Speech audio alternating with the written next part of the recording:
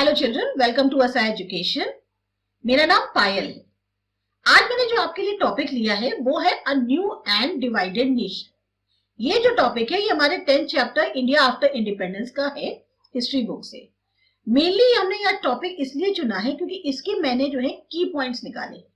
अगर आप इस टॉपिक के ये की पॉइंट्स को याद कर लेते हो, अच्छे से समझ लेते हो, तो फिर आपको कोई भी आंसर या कोई भी fill in the blank MCQ solve करने में प्रॉब्लम नहीं आएगी। इसका जो भी पीडीएफ वगैरह है वो आप स्पेशली डाउनलोड कर सकते हो, जो हमारी ऐप है। तो सबसे पहले अपना टॉपिक शुरू करते हैं, a new and divided nation. अब हमारे कंट्री को इंडिपेंडेंस तो मिल गई, पर उसके बाद क्या हुआ? सबसे पहले ब्रिटिशर्स चले गए, इंडिपेंडेंट हो गए हम कब? 1947 अगस्त। अब उसके बाद क्या हुआ? सबसे पहले तो हमारे सामने बहुत सारी समस्याएं खड़ी हो गई, जिन्हें हम कहते हैं चैलेंजेस। ऐसा तो नहीं था कि आजादी मिल गई हम सब कुछ और हासिल हो गया, नहीं, बहुत बड़ी समस्या थी। एक तो क्या हुआ था? पार्टीशन हो चुका था। पार्टीशन होने के कारण क्या हुआ? 8 मिलियन रेफ्यूजी जो है वो हमारी कंट्री में आ गए। कहां से आ गए? जो पार्टीशन के बाद अब पाकिस्तान बन चुका था। ये जो 8 मिलियन रेफ्यूजी थे, ये सारे के सारे क्या थे? होमलेस थे और जॉबलेस थे। एक समस्या ये बहुत बड़ी थी। दूसरा क्या चैलेंज था?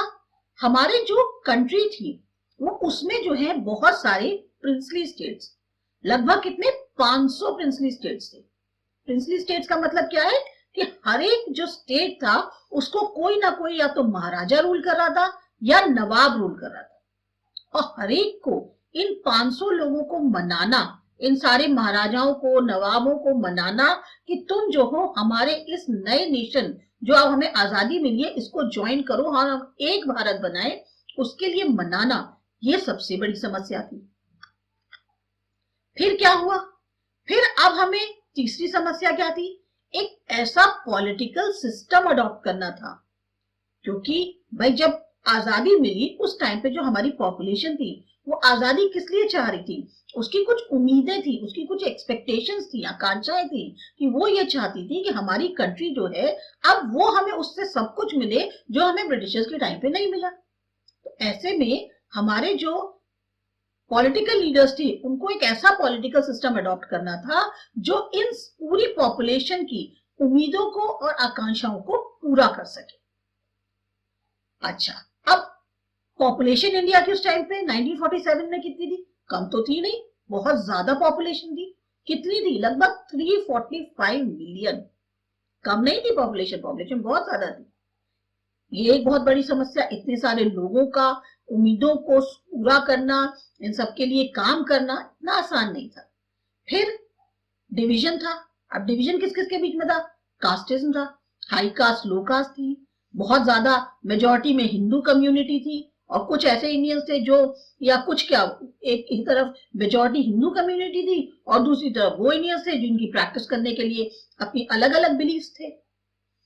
फिर हम कहते हैं हमारी डाइवर्सिटी है, यानी लैंग्वेजेस अलग थी, आपकी ड्रेसेस अलग थी, पहनावा अलग था, खाने का जो तौर तरीका है वो अलग था, और सबसे बड़ी बात सबके प्रोफेशन जो है वो अलग अलग थे।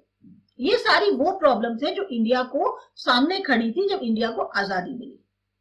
तो सबसे पहला जो सवाल उठ रहा था वो ये था, इन सबको साथ में कैसे लाया जाए कि ये एक वन नेशन स्टेट में रह सके। मतलब हमारे को कुछ ऐसा करना होगा, ऐसा पॉलिटिकल सिस्टम अडॉप्ट करना होगा जिसमें हम इन सबको इस तरह से मना सके कि ये सब एक बन जाए, एक स्टेट के नीचे जो है अंतर्गत, जैसे कहना चाहिए, आकर रह ले। फिर उसके बाद कौन सी समस्या आई? डेवलपमेंट की। अब ये सब तो चीजें थी, विकास भी बहुत जरूरी था, डेवलपमेंट कैसे किया जाए ये बहुत बड़ी समस्या थी। और क्योंकि हमारे यहाँ फार्मर्स थे, ठीक है, हमारे यहाँ फैक्ट्री वर्कर्स थे बहुत सारे, इस तरीके से हमारे पास बहुत सारे ऐसे जनरल पीजेंट्स थे, ये सबको कैसे हम जो है विकास करें उनका? गरीबी वैसे ही बहुत ज्यादा थी। तो ये जो हमारा नया नेशन था इसमें जितनी भी लोग थे उनको हमें कहां से ऊपर उठाना था? पॉवर्टी से। अब पॉवर्टी से ऊपर उठाना है तो हमें क्या करना होगा? जो प्रोडक्टिविटी है एग्रीकल्चर की वो बढ़ानी पड़ेगी। पड़ेगी एक तरह से।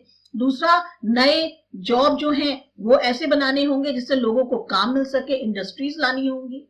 तो ये जो सारी समस्या थी ये हमारे सामने खड़ी हो गई थी जब हमारा पहला इंडिपेंडेंट नेशन जो है वो बना। तो हमारा ये जो टॉपिक है a new and divided nation, इसमें जो मेन की पॉइंट्स हैं वो यही हैं। इंडिया आजाद हो गया 1947 में, उसको चैलेंजेस फेस करने पड़े। पार्टीशन की वजह से 8 मिलियन रिफ्यूजीज जो हैं वो हमारी कंट्री में आ गए, सबके सब बेघर थे, जॉबलेस थे। फिर दूसरी समस्या थी प्रिंसली स्टेट्स की, लगभग 500 थे, उसमें से कुछ जो है जैसे कहते हैं सारे के सारे महाराजा या नवाब द्वारा रूल किए जा रहे थे। हर एक को मनाना कि तुम हमारे नेशन का हिस्सा बनो वो आसान नहीं था। पॉलिटिकल सिस्टम अडॉप्ट करना जो सारी होप्स और एक्सपेक्टेशंस को अपनी पॉपुलेशन की पूरी कर पाए। पॉपुलेशन बहुत ज्यादा थी, 345 मिलियन। अब ऐसे में डिफरेंसेस भी थे, हाई कास्ट लो कास्ट के, हिंदू कम्युनिटी, इंडियंस थे जो दूसरी प्रैक्टिसेस करते थे, या क्या कहते हैं लैंग्वेज है, ड्रेस है, फूड है और प्रोफेशंस है, इन सब को जो है डिफरेंसेस बहुत ज्यादा थे। तो सबको एक साथ लाना और एक वन नेशन स्टेट बनाना आसान काम नहीं था। अब इसके बाद जो समस्या थी वो थी डेवलपमेंट की। डेवलपमेंट की क्या प्रॉब्लम थी कि भाई जो हमारे यहाँ मासेस थी, मासेस यानी जो हमारे किसान थे, फैक्ट्री वर्कर्स थे, या हमारे और जो आम जनता थी, अब वो सबकी सब बहुत ज्यादा गरीबी में जी रहे थे।